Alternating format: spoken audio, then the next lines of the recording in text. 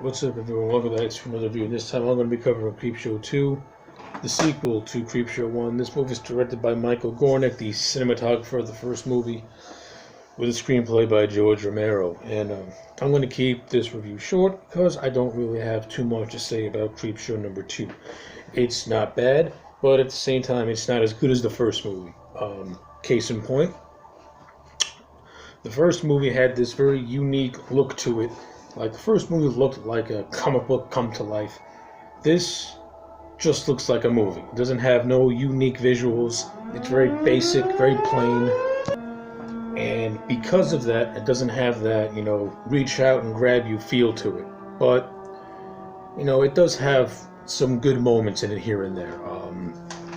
This, as opposed to the first movie, which had 5 stories, this one just has 3, and not all of them are good.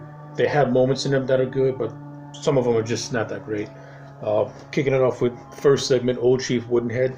Now, I don't hate this segment, but at the same time, I don't like this segment, and watching it again, I can see how people don't like this one, because it is pretty boring. It literally takes up a half hour of the runtime. By the time this segment starts, you're like 5 minutes into the movie, and by the time it ends, you're 35 minutes into the movie. It's very slow. It really drags on. There's not really any suspense to it there's no suspense in it until the actual chief himself comes to life, but it takes so long to get to that moment.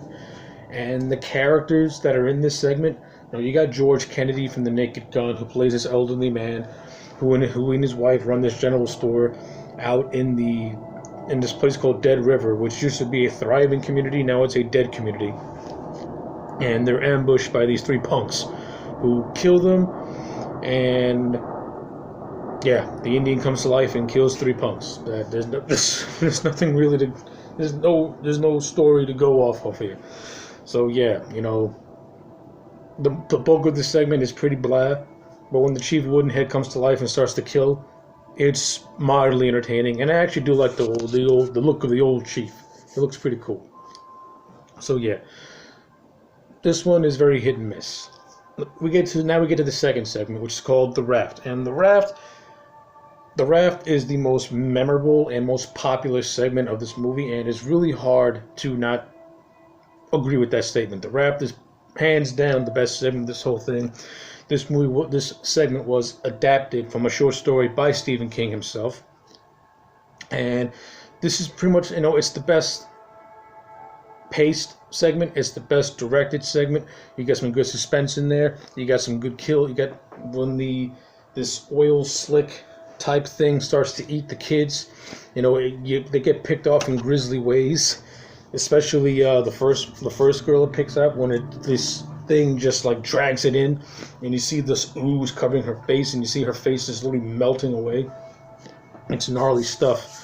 Then you got this other guy who gets sucked in the raft, and it breaks his leg because it's the ooze is so sticky that it's dragging him down. And it's like his leg literally bends up. It's fucking gnarly.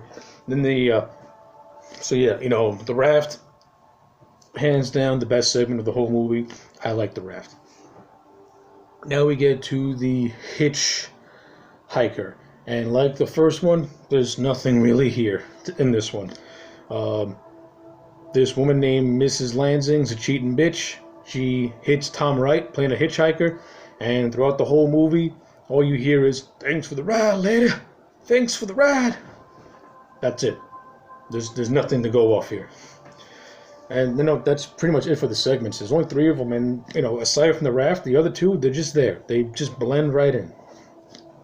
And this movie also has wraparound segments featuring this kid Billy being chased by bullies, and the animation is complete 80s cheese. For this movie, it's okay. I get it. It's not that bad. You got Tom Savini, who cameos as the Creep, who is our storyteller of the piece. And his mannerisms are over exaggerated, and the Creep makeup looks cool, I guess. So yeah.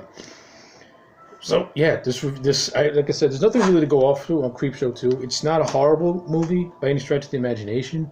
You do got good effects in there by K&B.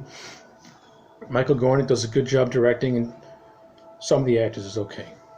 Some of the acting's okay. and some of it is just really just. So yeah, my overall grade for Creepshow 2, I'm gonna give it a 6 out of 10. It's good, it's watchable, it's a quick watch, but you're not gonna remember it when it's over. But it's entertaining. Police should be entertained, and that's all this movie can offer is just good entertainment. 6 out of 10 for Creepshow 2. By the way, so if you like Creepshow 2, let me know in the comment sections below. If you don't like Creepshow 2, let me know in the comment sections below. Let me know which Creepshow movie do you like. Are you one of those people who think Creepshow 2 is better than Creepshow 1? Let me know also. Like this video and subscribe, and I'll check you back next time for more.